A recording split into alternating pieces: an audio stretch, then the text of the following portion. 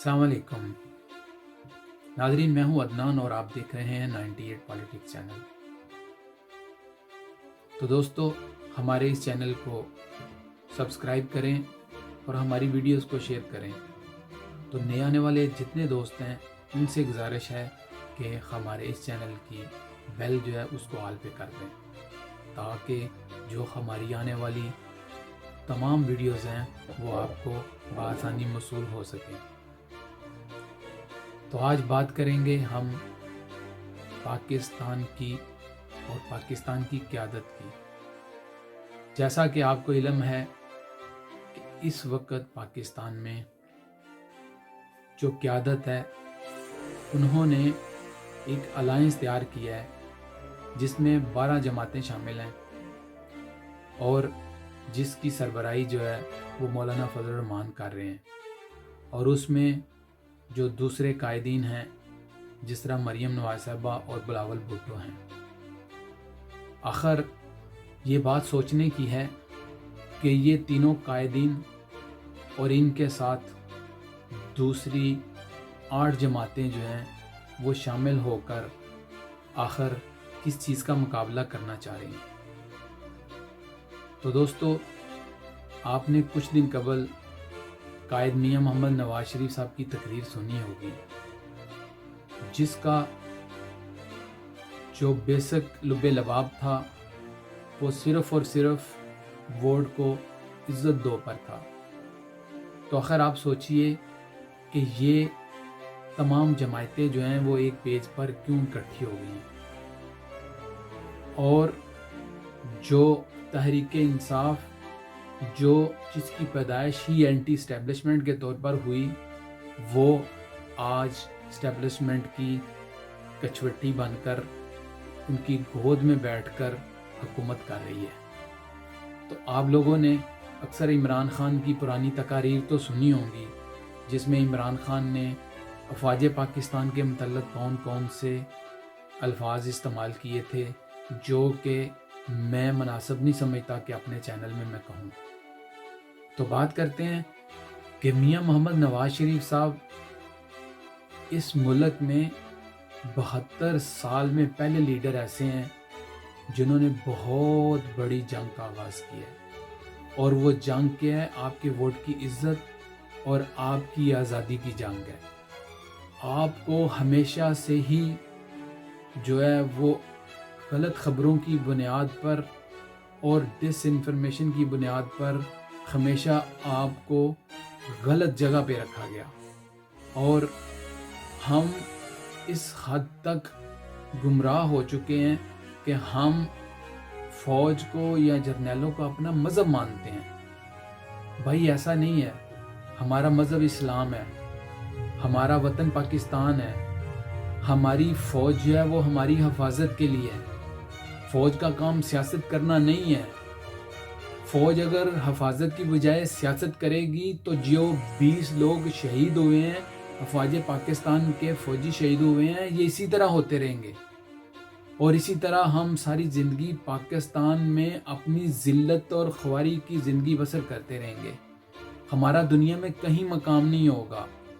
जब हम दुनिया को अपना ये घिनौना चेहरा दिखाते रहेंगे तब तक दुनिया हमारी इज़्ज़त नहीं करेगी, हमसे मेल जोल नहीं बढ़ाएगी, हमसे लेन देन नहीं बढ़ाएगी।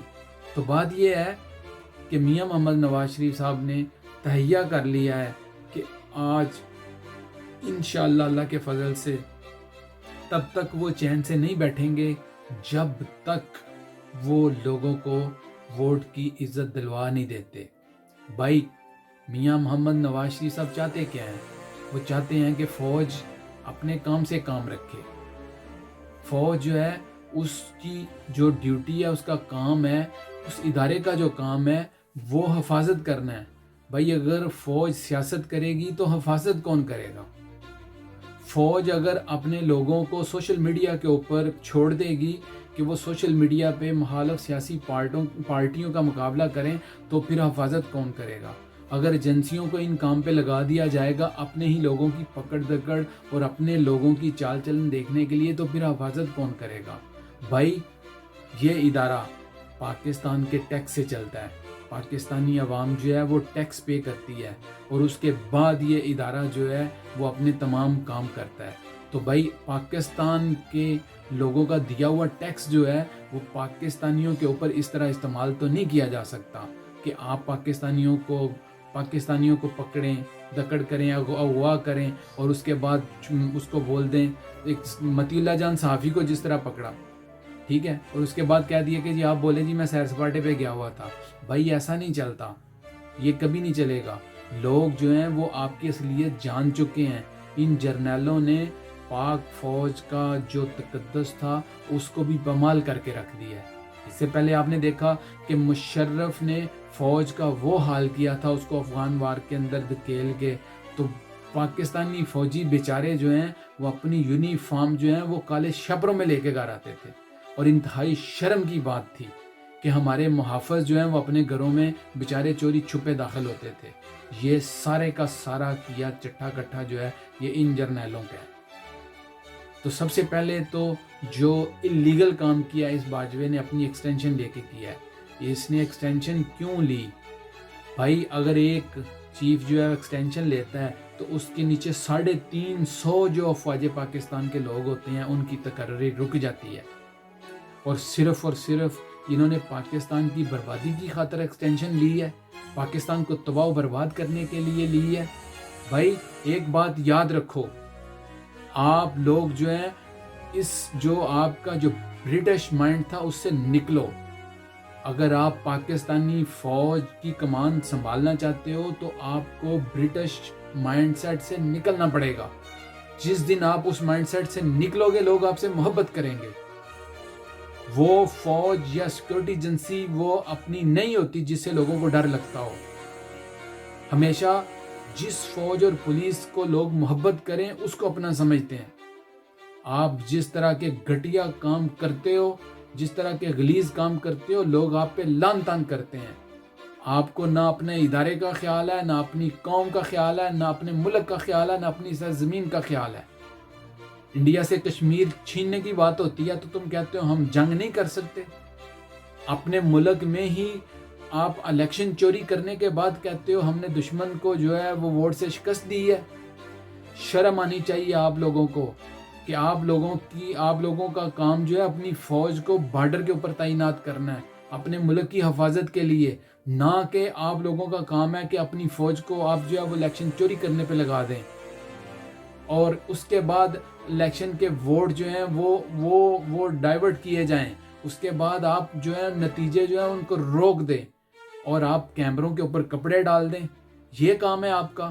آپ کو قوم جو ہے 80% اپنا پیٹ کاٹ کے جو ٹیکس پے کرتی ہے آپ کو اس لیے کرتی ہے کہ آپ اس طرح کی بغیرتیاں کریں. آپ کو شرم حیا نام کی آپ لوگوں میں ذرا چیز ہی نہیں ہے. ہم دیار غیر میں رہنے والے پاکستانی اپنی محنت کی کمائی اپنے ملک کی اکانومی کے لیے بیچتے ہیں کہ کسی طریقے سے ہمارے ملک کی اکانومی جو ہے وہ سٹیبل ہو جائے. اور آپ لوگ جو ہیں اپنے ملک کو کس طریقے سے برباد کرتے ہیں اور ایک سلیکٹڈ بندہ لا کے آپ نے بٹھا دیا ہے. آپ اس چیز کا خمیازہ بھگتیں گے. ایک بات یاد رکھیے، اس پروگرام کو آج میں 2 پارٹس میں کر رہا ہوں. میں 2 پارٹس میں اس پروگرام کو جو ہے میں کر رہا ہوں. اس کی وجہ یہ ہے کہ میری